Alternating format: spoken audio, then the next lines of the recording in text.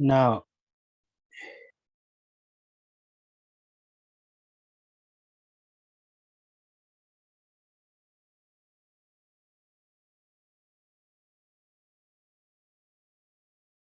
we are going to start our next lecture. In this lecture, our discussion revolves around social skills and social development assessment. This is an area I want us to explore, want us to discuss those issues on social skills and social development assessment. But before we progress, I want us to look at the introduction bit, the general introduction bit of our lecture. So the course is open to everyone, university students, college students, those in tertiary institutes, and even those in secondary schools. The working class can also join the course.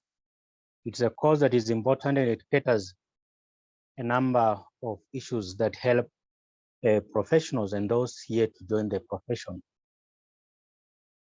So we shall take approximately 1 hour for this session on social skills and social development assessment. You'll be assessed. There will be some form of assessment that will take place. So immediately after this training, we shall offer an assessment. The assessment will be in form of tests or even the normal evaluation. Shall offer certificates of attendance or participation. For those who participate in this session, will be awarded certificates of participation.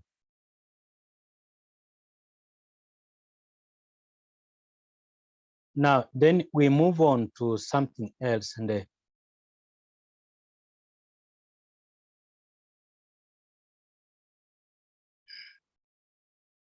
so we look at the components of skills. You can see from the slides, those are the components that we have come up with.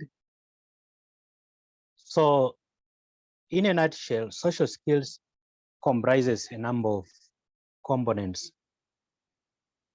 We have the question,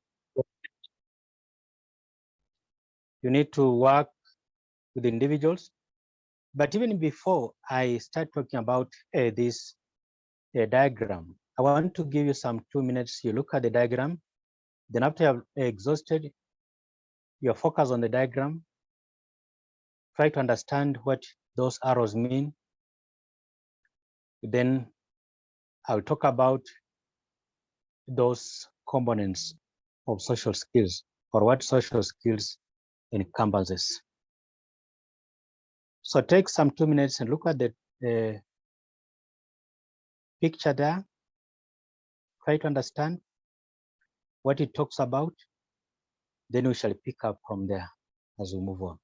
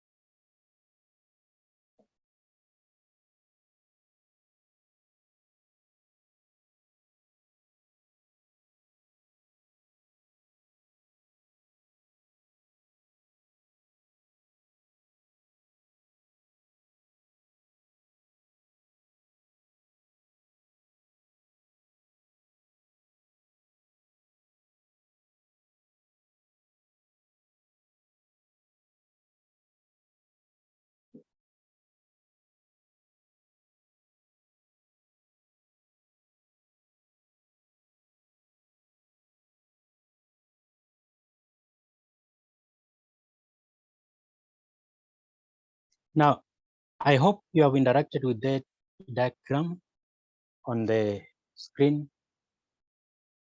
We have the writing social skills in red. And social skills now mean that there's need to mentor people. You have to mentor people. Mentoring is a process of helping somebody and nurture his skills and knowledge and equip himself with those skills that help him develop holistically as a social being. Thinking, human beings ought to think, they need to think critically. And this is a social skill that is different from that differentiates human beings from animals. Then you need to acquire these skills. You need some training, like what you are doing here. You are doing some training. This is a training we are partaking. Then there are goals. You need to set the goals. That's also part of the social skills. You need to have the rules and the principles, regulations that guide you. You need to help others come out of trouble or problems. Help people. You need to help individuals in our society.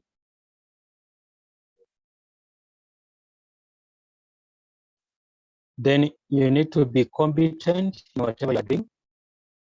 Say, for example,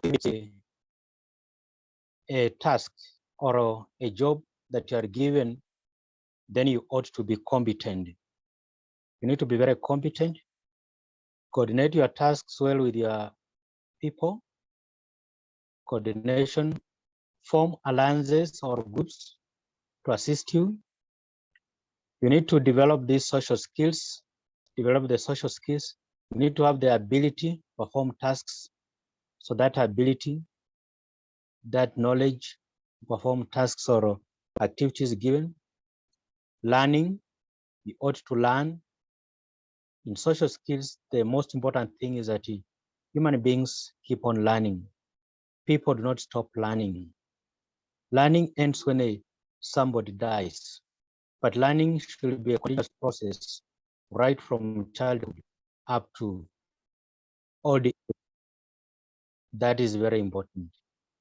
Need to develop relations with people, relate well with people. So these are some of the parts or components of social skills that we encounter in our day-to-day life. And I say that we are going to make this training quite practical. So then how do you set the goals? Why do you set the goals? So you need to ask yourself those questions. Why should you train? Why should you mentor people? Why should you develop good relations with people? Why should you help people? Why do you follow rules and regulations in performing tasks? So those are very, very common questions that we need to ask ourselves when we are thinking about social skills.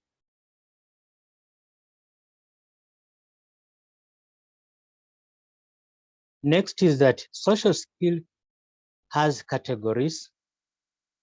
There are a number of categories here. We have what we call foundational skills. Foundational skills.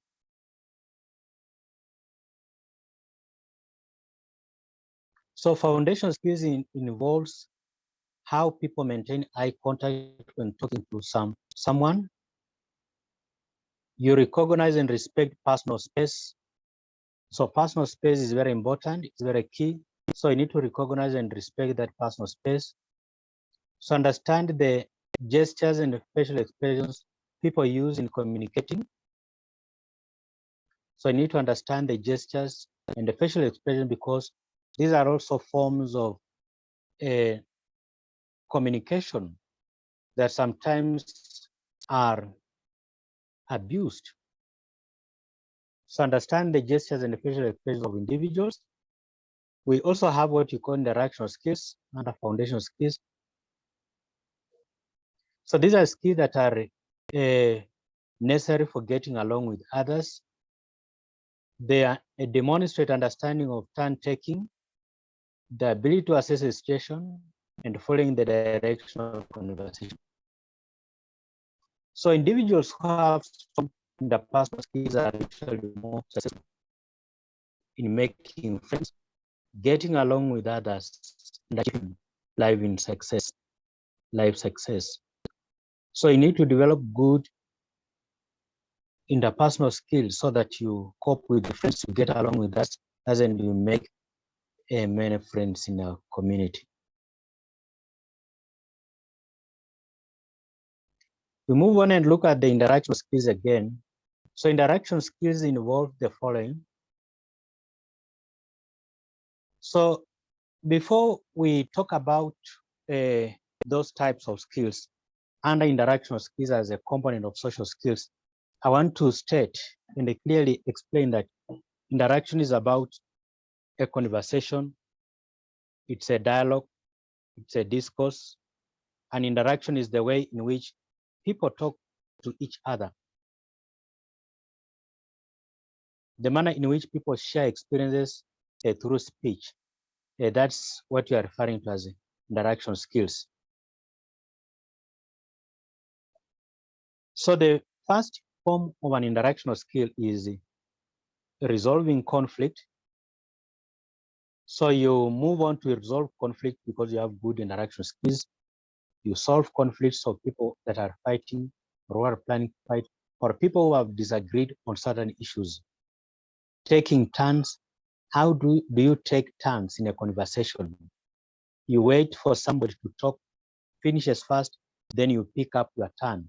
So it doesn't mean that two people talk at the same time in a discussion.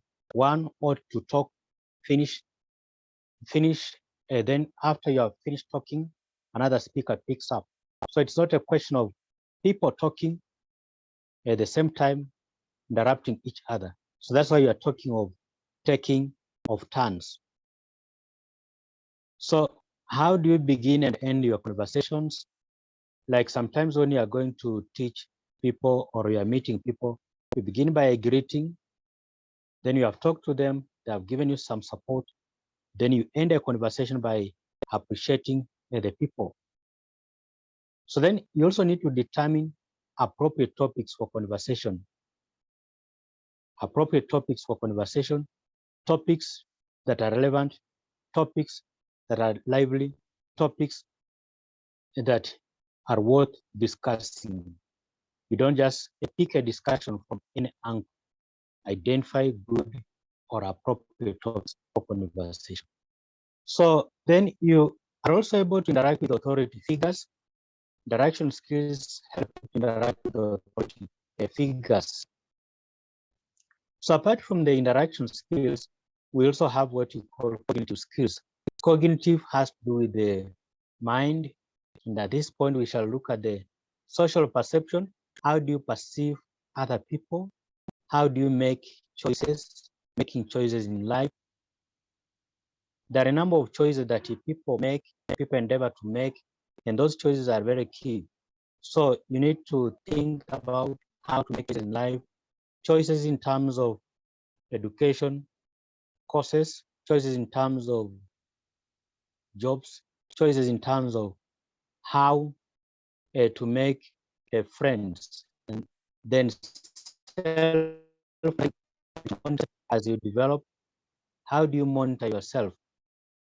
You need to monitor yourself in terms of your strengths, weaknesses, abilities, attitudes, aptitudes, knowledge, etc. So you need also to understand the community norms. What are some of the cultural, traditional, and social aspects of the community? What does the community suggest that its members should partake? So I need to focus on the community norms, the behaviors that or the rules and regulations that the community has put in place. So get to understand that very clearly. Then you determine appropriate behavior for different social situations. Determine appropriate behavior for different social situations.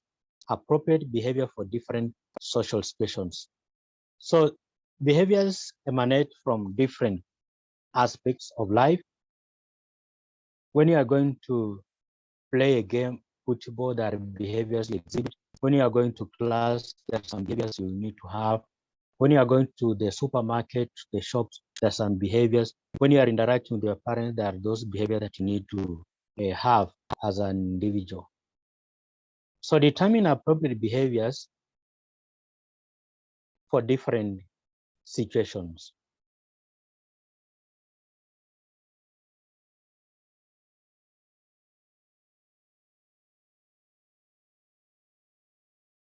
Next is that cognitive skills,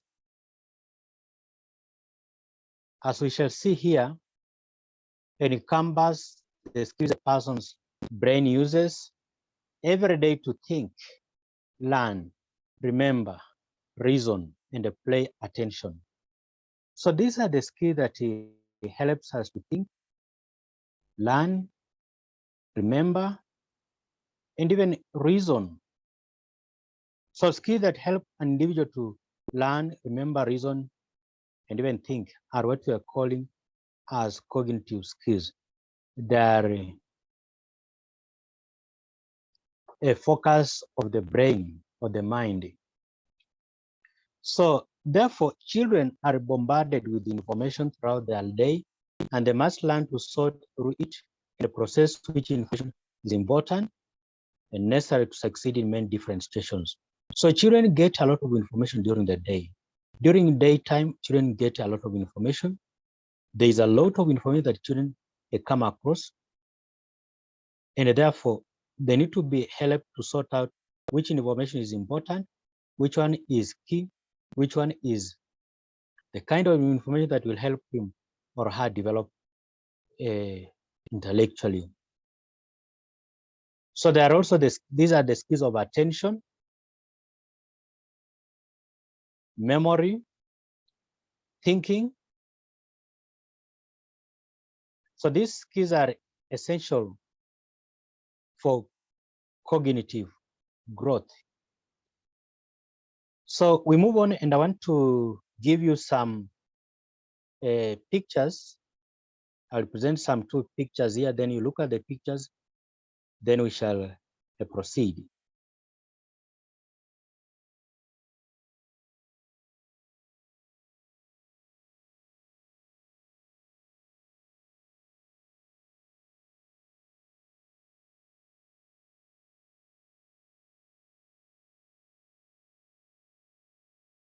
So look at that picture very keenly and see what those children are doing.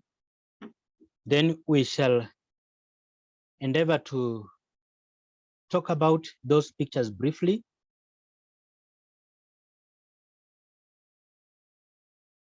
What you are able to see, those pictures.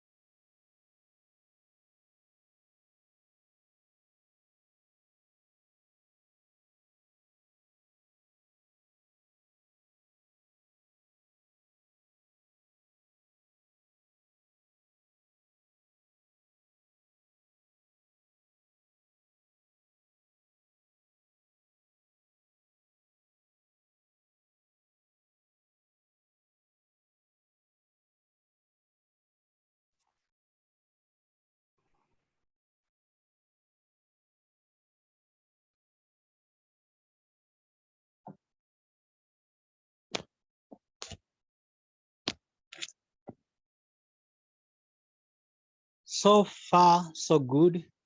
I hope you have seen 3 children in that picture. There are 3 children there, or 2 children and somebody who is an older person on the left, 2 children on the right. So you can also see a tray, red in color, with some play items of children. And maybe they're trying to play a game, a word formation game. Can be Scrabble, can be a game that helps them develop the thinking cognitive skills. So because these are games that are provided to young children to develop their cognitive skills. So at this point in time, we want to say that for children to develop cognitive skill, then they should be provided with the play items, play materials, especially those that involve word formation, those that involve creating, maybe forming letters, those that involve writing words, so that those play games within the bookshops and even shops or supermarkets, so to speak. Then when you pick these play items, you buy them for children, then you get to find out that they help children develop their mind, children develop their brain. And it's very important that parents also help the children to develop their cognitive skills through availing with them the play materials, play items, so to speak. Now we have another next photo still like that one, of course.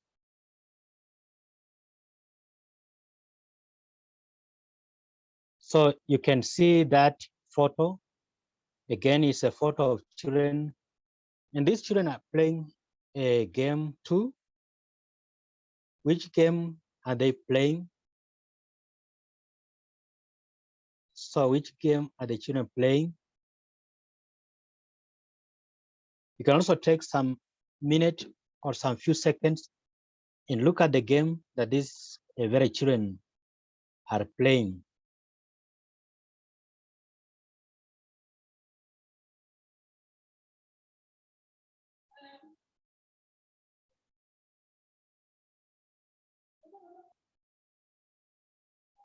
So there are two children, one on the right, one on the left. And there you can see there is a chessboard in the middle. Children are playing chess. Now chess, just like Scrabble game, is a thinking game. It involves the mind. Individuals need to think critically. People ought to think as they play such a game, because to move those chess items, the king and what have you, you need to think, so that as you make a move, next move on that chessboard, then you need to think. So these are games that help children play, develop the brain, develop the mind, the thinking skills. Now, sometimes people think that such a kind of games are destructive, they waste children's time, but if these games are planned for and programmed well, then there is no question of time wastage.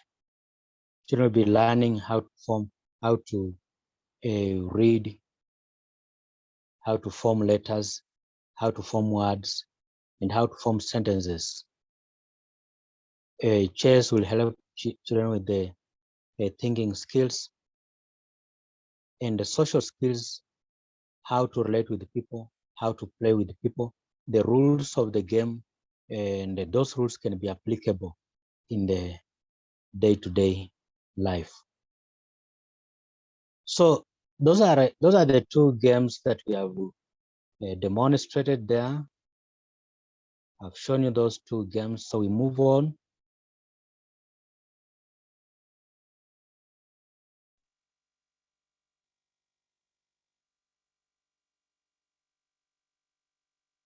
So we move on to another aspect of our discussion.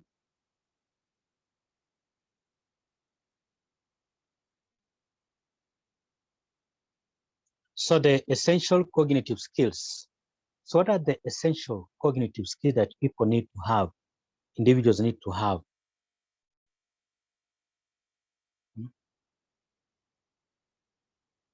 What are the essential cognitive skills that individuals or human beings need to have?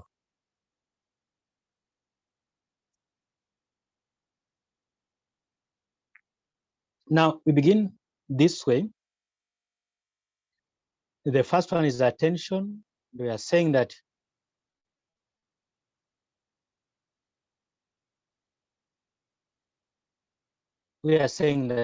individuals are required to concentrate on a task or a conversation. Attention is about concentrating on a task or a conversation.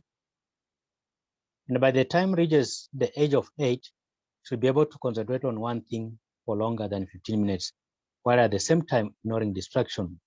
So this is the equation of attention. You need to concentrate on a task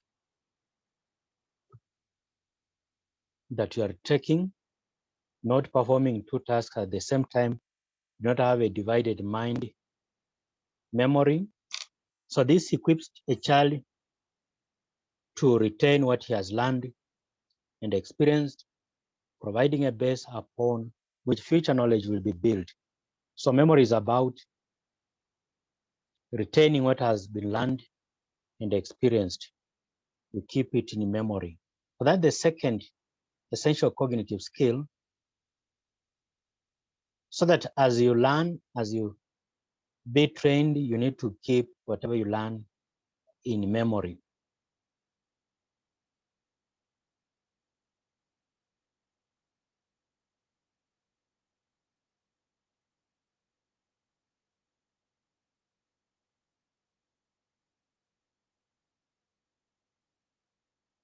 So apart from memory and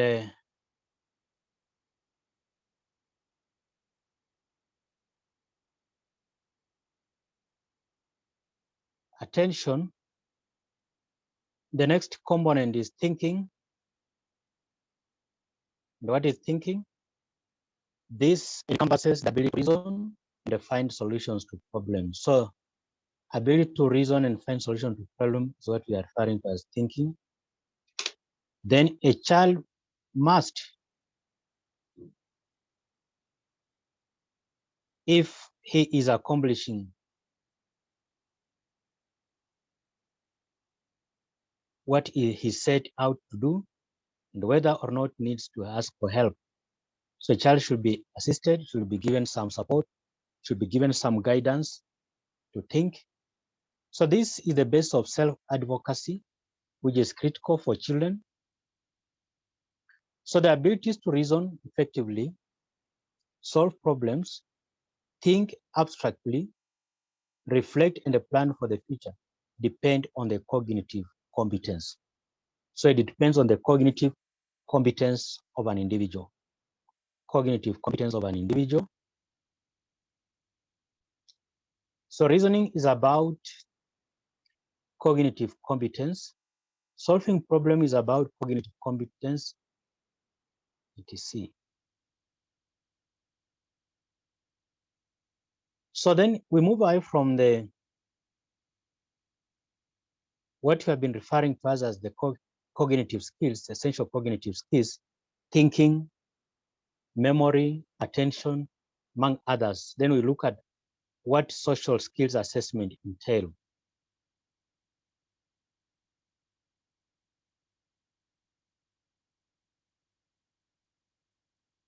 Now, to assess the social skill, then you need to approach it at an instrumental manner. So instrumental means that states needs, states that I needs the phrase I want. So social skills assessment on instrumental part is that you are supposed to make polite requests. So making polite requests is the key. Making choices. So if somebody makes choices, makes polite requests, then that person is instrumental. Give description of an object wanted. So the child should give a description of the job, the object he or she wants.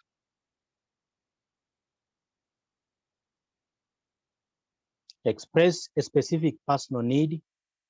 So you express a specific personal need as a child.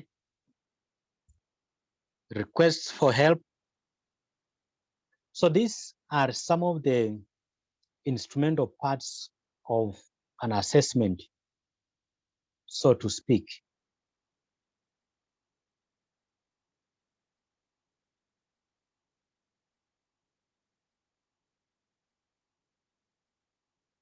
So then we have those that are referred to as a regulatory forms of assessment.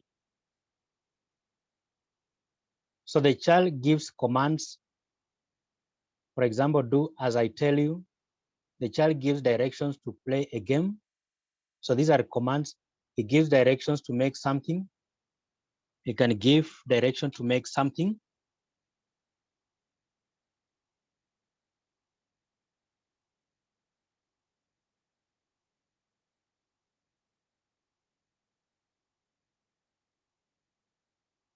Direction to make something like say, for example, making play materials. The child also changes the style of commands or requests depending on who the child is speaking to and what the child wants. Who the child is speaking to and what the child wants. Then we move away from that regulatory, which involves giving commands, and look at another aspect.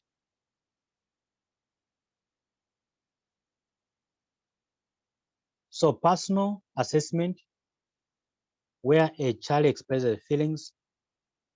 So the child is able to identify the feelings. Like the child, you can assess the child saying, I'm happy.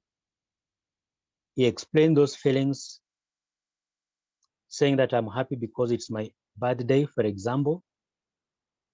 The child also has those personal feelings or express feelings by saying that he provides excuses or reasons why something is happening the way it is happening. He offers an opinion with support. So the child gives an opinion with some form of support. The child also complains. So there are complaints from the child. The child can also blame others. So there is a question of blaming others. Then the child also provides pertinent information on request, 2 or 3 of the following. So the child can say the name, address, the phone, and even the birth date. Those are the personal feelings, so personal issues. The child is able to express his feelings. There are a number of feelings that the child can express, but I've only listed a few here. There are those feelings of grief, feelings of pain, feelings of sadness, feelings of regret, etc. There are a number of feelings that the child can express. Then we have what we call an assessment on the basis of interactional level. Talk of me and you. So the child interacts with others in a polite manner. So there is an interaction in a polite manner, uses appropriate social rules such as greetings, farewells, thank you, and even getting attention. The child attends or listens to the speaker. So attending and listening to the speaker is also key.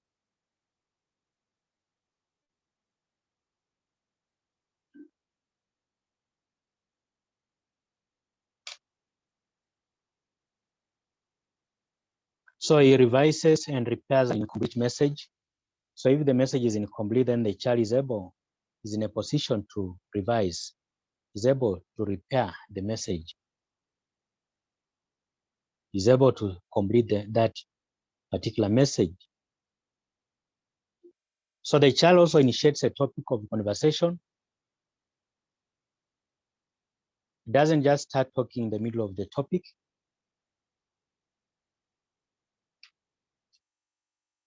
It does not just begin talking in the middle of the topic. So the child can initiate a topic of a conversation for discussion.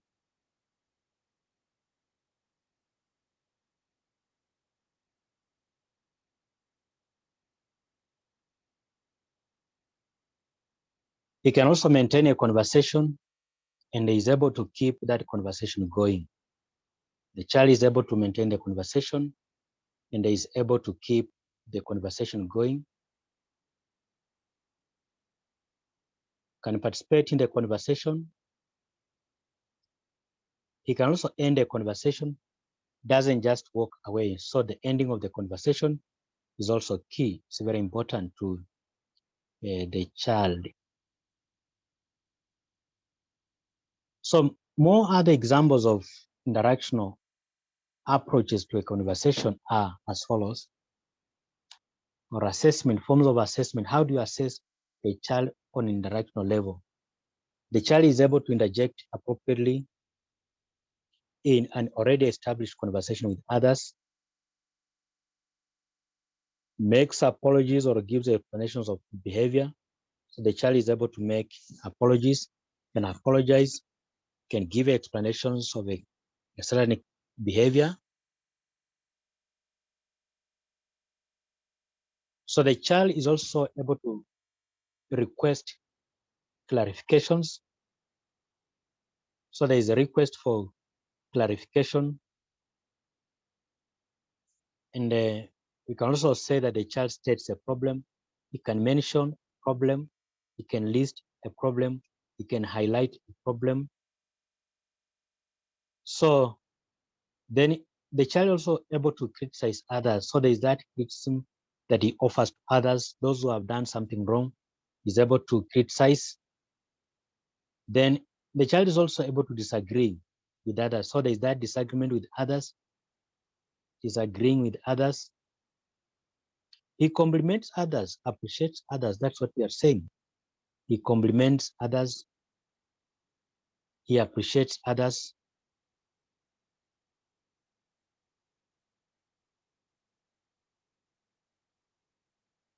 The child is able to make promises. That's another assessment. He can make promises, so that those promises that the child is able to make. So making of the promises is also very important. The child can make promises. So those are some of the forms of assessment at an interactional level. So then you can also assess the social skills of a child in terms of making explanation, telling somebody why. And by doing this, so the child asks questions to get more information, wants explanation. The child can also ask questions systematically to gather information, as in 20 questions. Ask questions to systematically gather information. For example, in 20 questions, you can ask a question. Then the child can also ask questions because of curiosity.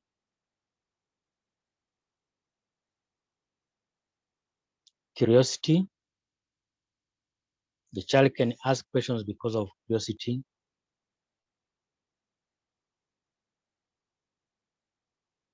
Child is generally curious about what is happening around him, so he asks questions. So you can also ask questions to solve the problems. Like if a child is finds himself in a problem, then he can ask these questions. What should I do? What should I do? How do I know about this issue? So the child can generally ask the problem questions to solve the problems.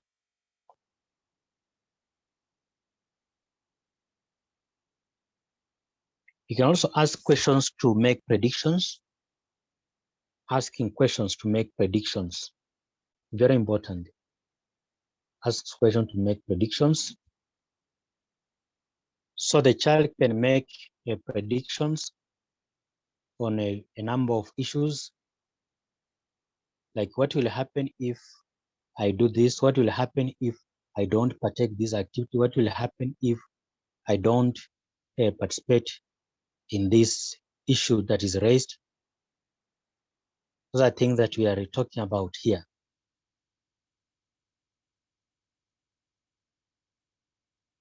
Then you can also assess the child's social skills in terms of sharing knowledge and imaginations. Like the child can say, I've got something to tell you. I've got something to tell you. So you can assess the social skills in terms of how the child shares knowledge and imaginations. So like we can talk of the role plays as stroke with different characters. So role play as with different characters. So by role play is about taking part in drama, taking part in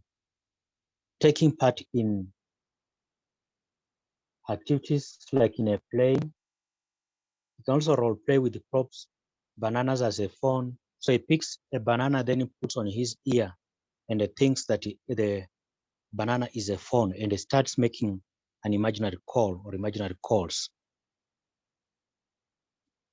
He can also provide description of a situation which describes the main events.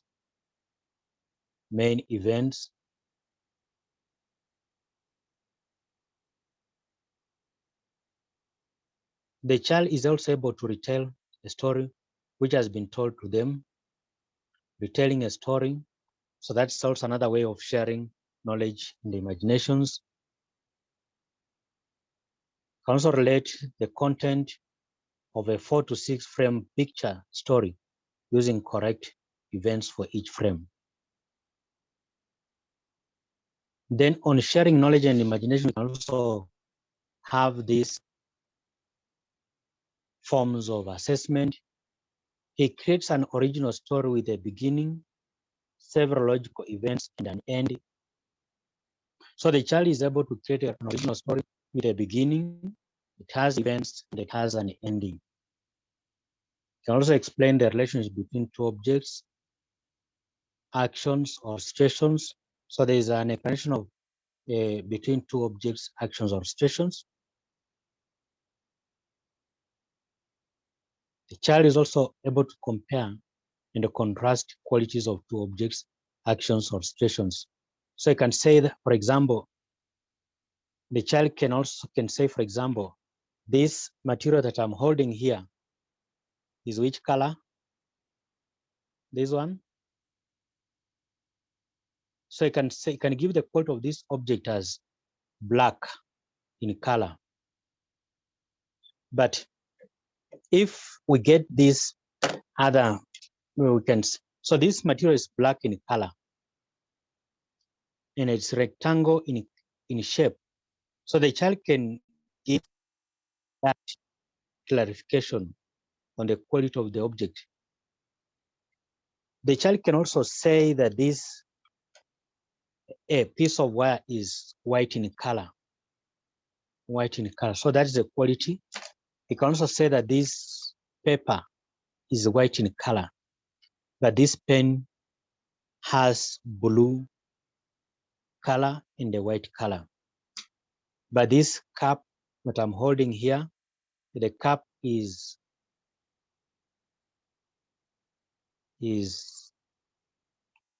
white in color. It has some water, etc. So, but the child can also give contrast and qualities and compares actions or situations. The child can also at this point tell what we call lies. The child can lie, can tell lies. He can tell lies, he can also express humor, sarcasm, etc.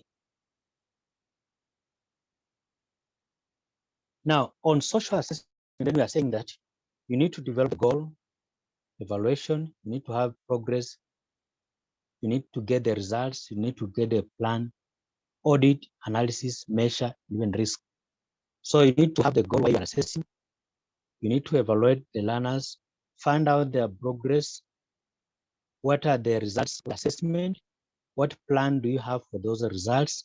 If the child is not able to perform those activities that we have talked about, what plan do you have to assist the children? You need to audit You need to analyze the results, measure by giving a grade maybe 90%, 80%, 50%. What are the risks of this assessment? That's entirely what we are talking about here. I want to end the share screen. Then I play some video if it's possible.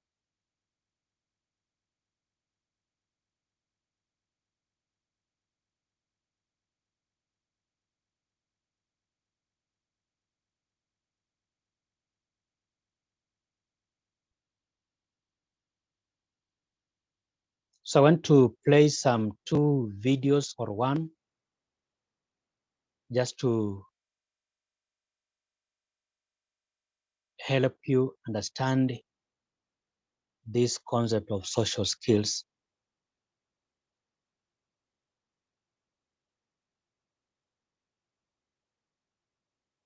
Shall take some time in the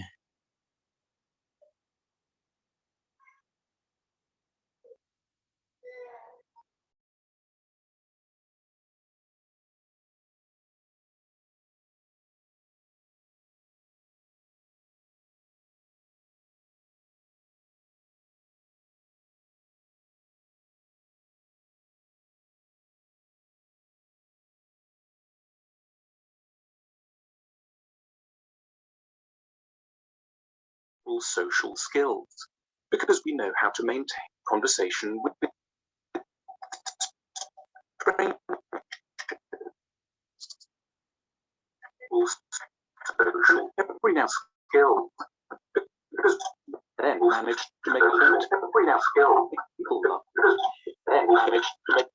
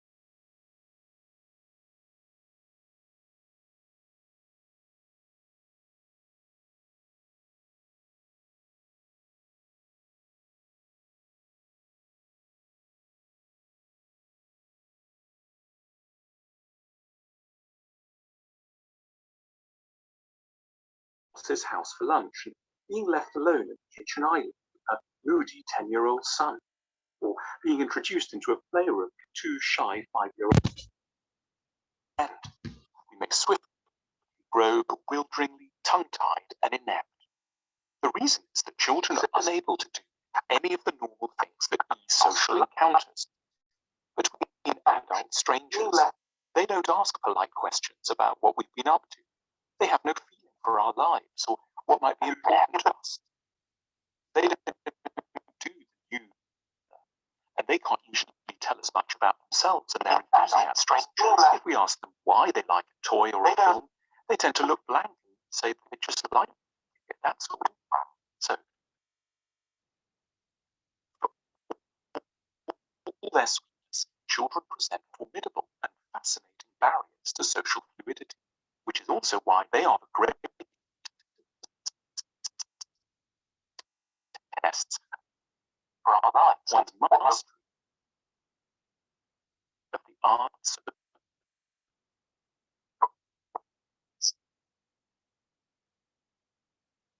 charm and kindness. We have this culture.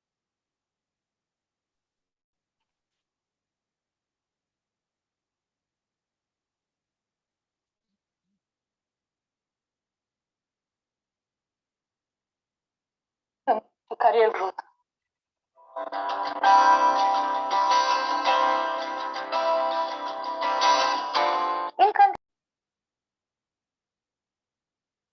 Okay.